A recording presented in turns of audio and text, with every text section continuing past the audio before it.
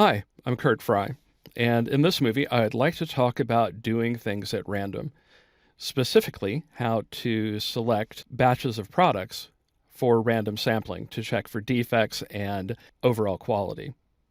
The sample file that I'll use is called Random Samples, and it's an Excel workbook that you can download using the link that I provide in the video description below.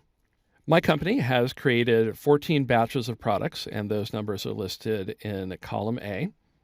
And I want to identify 2 or 3 to pull aside and check for defects.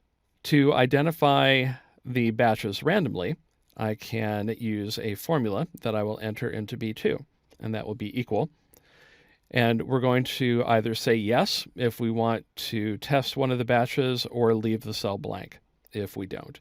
So I'll do if, and then the logical test will be if a randomly generated decimal number, so we'll use rand, followed by an open and close parentheses, is greater than or equal to 0.85. And then if that's true, we will display the text string yes. And I have that in double quotes because it is text, then a comma.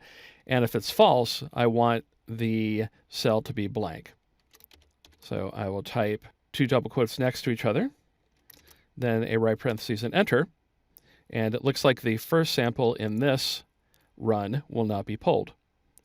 I want to check all of the samples, 1541 through 1553. So I will select B2, already done, and double click the fill handle at the bottom right corner.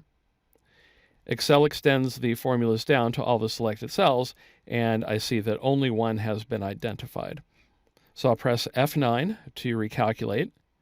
All right, none. And there I have 2, 1545 and 1550 selected at random.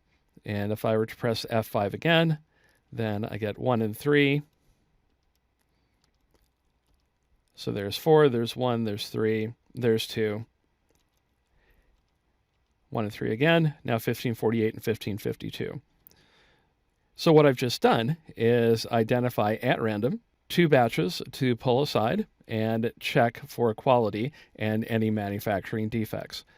And using math, in this case a random number generator in Excel, is much better than doing it by hand, because humans tend to grab the last box off the line or the first box off the line, and that is not random because you are making a choice on when to do what you do. I hope you enjoyed this tip and can use it in your own business.